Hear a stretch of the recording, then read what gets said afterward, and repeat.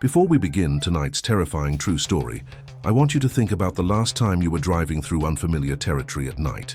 Maybe you took a wrong turn, or your GPS lost signal in a dead zone. That feeling of being lost can be unsettling enough, but what happens when you find yourself somewhere that shouldn't exist at all?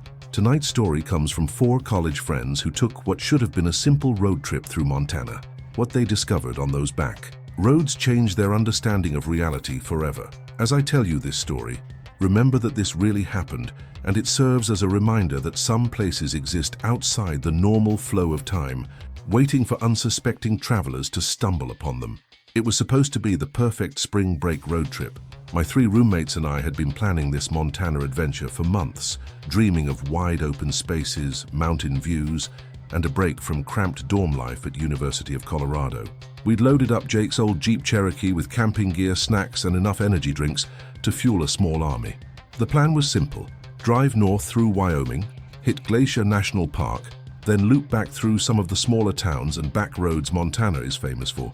Everything started normally enough. We made good time through Colorado and Wyoming, stopping at roadside diners and taking photos at scenic overlooks like typical college tourists. But it was on our 3rd day, somewhere in the vast emptiness of central Montana, that everything changed. We'd decided to take what looked like a shortcut on Jake's paper atlas, hoping to avoid the main highway traffic and see some authentic small-town America. The back road started paved, but gradually deteriorated into gravel, then into barely maintained dirt. Cell service had disappeared hours ago, and even Jake's usually reliable GPS had been showing nothing but blank space for the last 50 miles. None of us were particularly worried, though.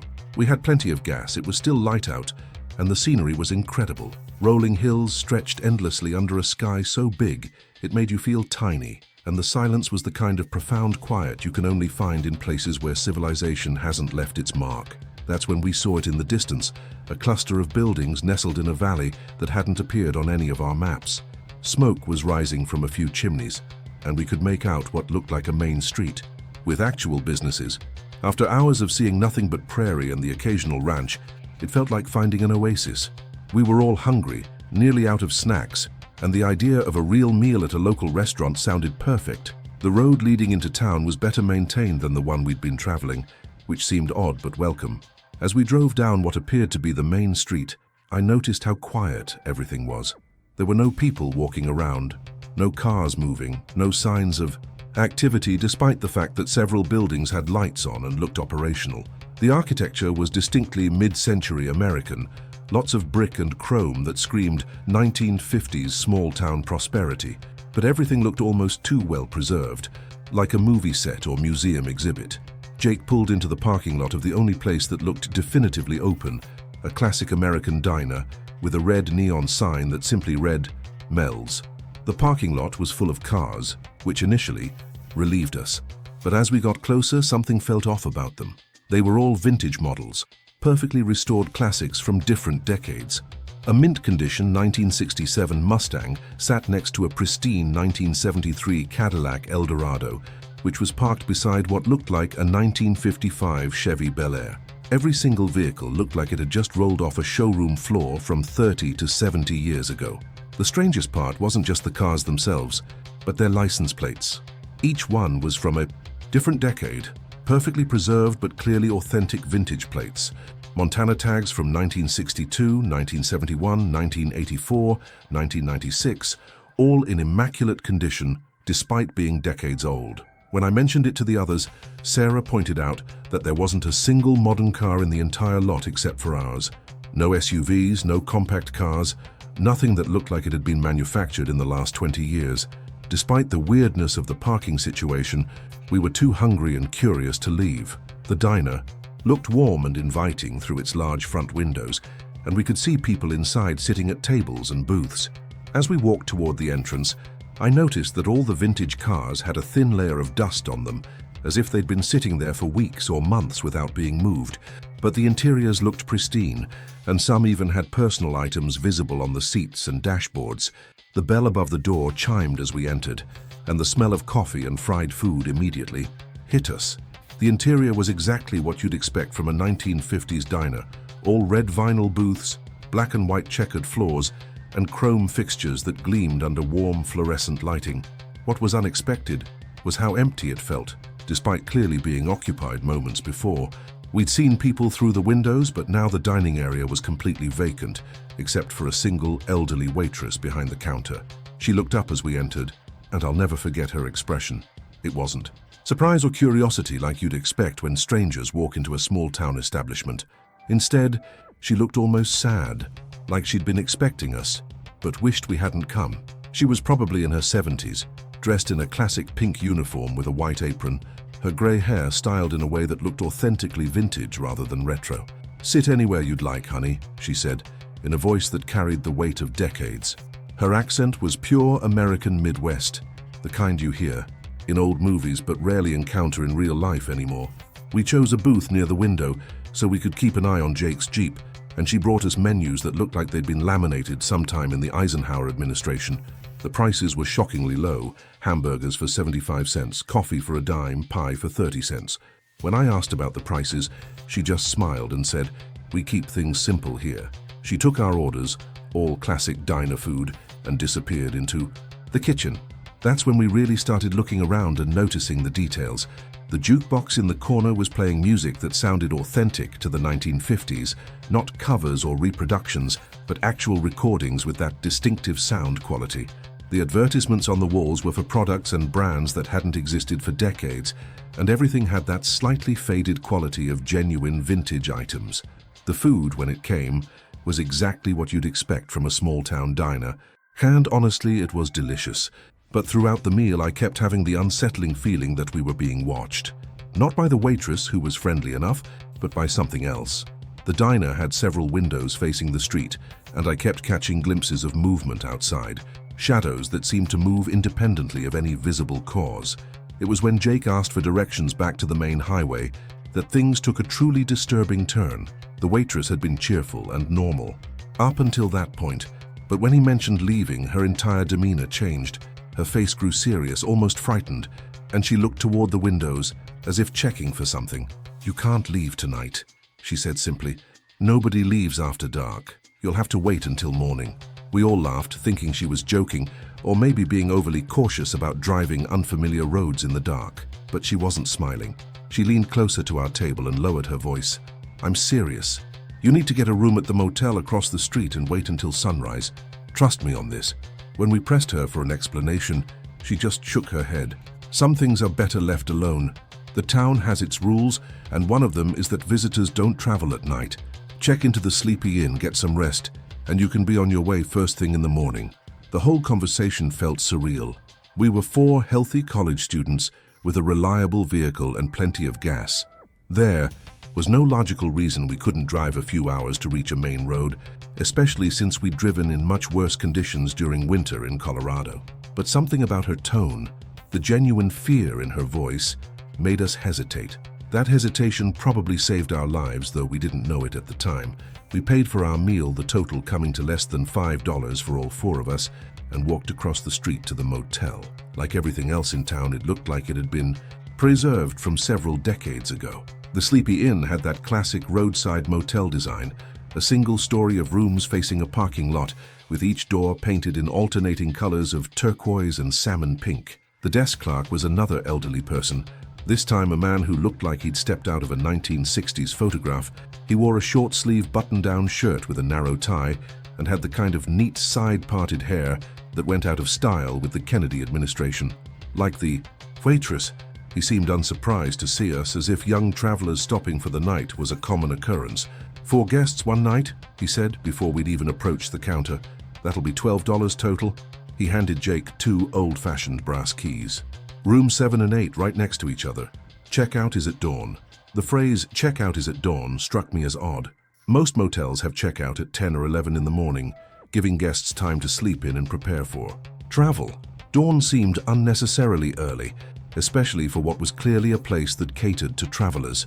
Our rooms were exactly what you'd expect from a vintage motel, complete with rotary phones, black and white television sets, and furniture that looked authentically mid-century rather than reproduction. The beds were comfortable enough and everything was clean, but there was something unsettling about the atmosphere. It felt too quiet, too still, like the air itself was holding its breath. Sarah and Emma took room 7, while Jake and I settled into room 8. We'd planned to hang out and maybe explore the town a bit more, but exhaustion from the long day of driving hit us harder than expected. It was only about 9 p.m., but all of us felt ready to sleep, which was unusual since we typically stayed up much later during road trips. That's when the sounds started. At first it was subtle, just the normal creaking and settling you'd expect from an old building. But as the night progressed, we began hearing what sounded like conversations coming from other rooms, not loud or intrusive, but the soft murmur of people talking, occasional laughter, the sound of doors opening and closing. It was actually somewhat comforting, suggesting that the motel was busier than it had appeared when we checked in. But something about the conversations bothered me. I couldn't make out specific words, but the cadence and rhythm sounded old-fashioned, like the dialogue from classics, movies or radio shows.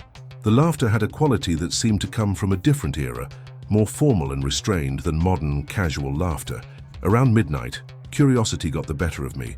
The sounds of activity had been consistent for hours, and I wanted to see who our fellow guests were. Jake was sound asleep, so I quietly slipped out of the room and stepped into the parking lot. What I saw made my blood run cold. The parking lot was exactly as it had been when we checked in. The same. Vintage cars in the same positions, covered with the same layer of dust. But more importantly, every single room appeared to be empty.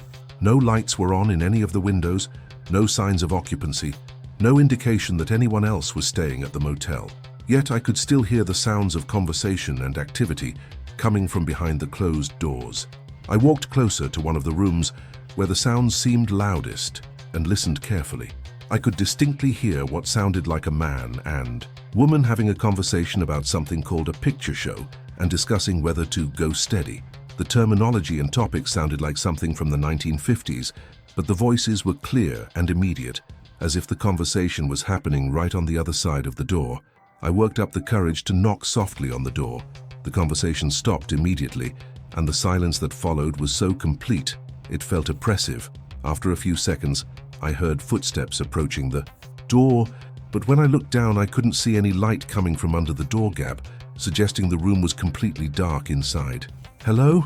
I whispered, feeling ridiculous but unable to stop myself. The footsteps stopped right at the door.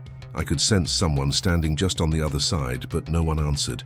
After what felt like an eternity, I heard the person walk away from the door, and gradually, the conversation resumed as if nothing had happened.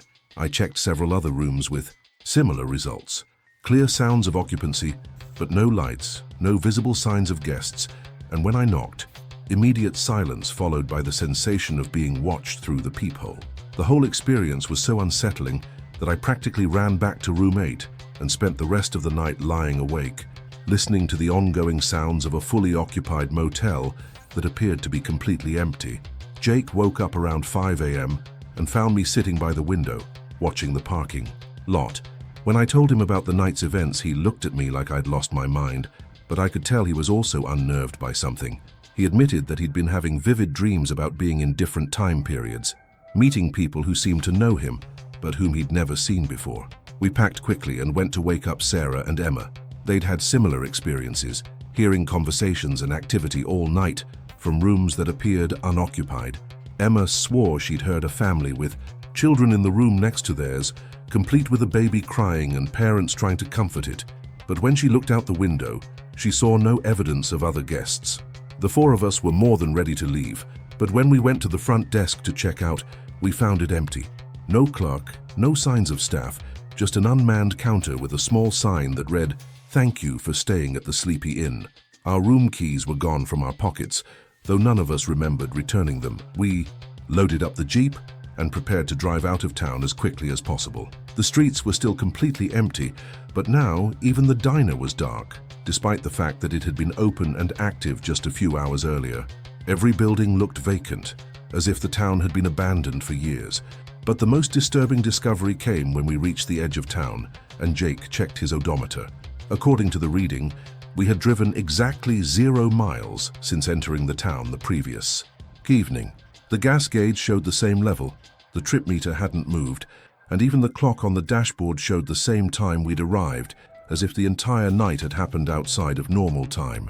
We drove in stunned silence for several miles before Jake's GPS suddenly came back to life, showing our location on a major Montana highway that we definitely hadn't been on the night before. According to the device, we were exactly where we should have been if we'd driven straight through, without stopping, as if the detour to the mysterious town had never happened at all. The really disturbing part came later, when we tried to research the town and find it on maps or satellite images. Despite having clear memories of the route we'd taken and the approximate location, we could never find any trace of the place.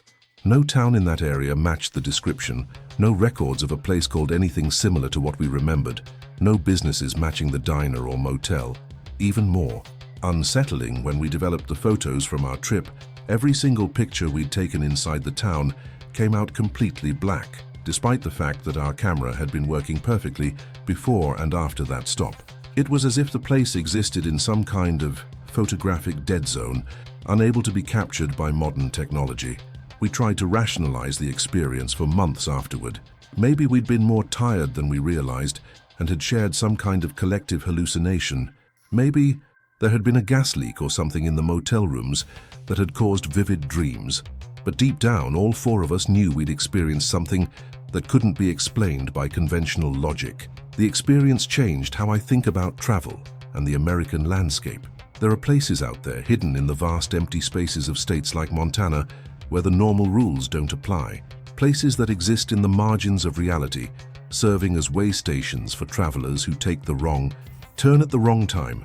The vintage cars, the old-fashioned prices, the conversations from decades past, all suggest that this town somehow exists outside of normal time. Collecting visitors from different eras and keeping them safe until dawn allows them to return to their proper timeline. I've driven through Montana several times since then, always on major highways, never taking back road shortcuts. But sometimes late at night, when I'm traveling through remote areas, I catch myself looking for signs of that town in the distance. Part of me is terrified of finding it again, but another part is curious about what would happen if I stayed longer, if I tried to understand the rules that govern a place where time moves differently. The most chilling thought is this: if that town exists outside of normal time, collecting travelers from different decades, then some of those vintage cars in the parking lot might have belonged to people like us, travelers who took the wrong road and found themselves somewhere they were never supposed to be. The dust on those vehicles suggests they've been sitting there for years, waiting for owners who may never return to the timeline they came from.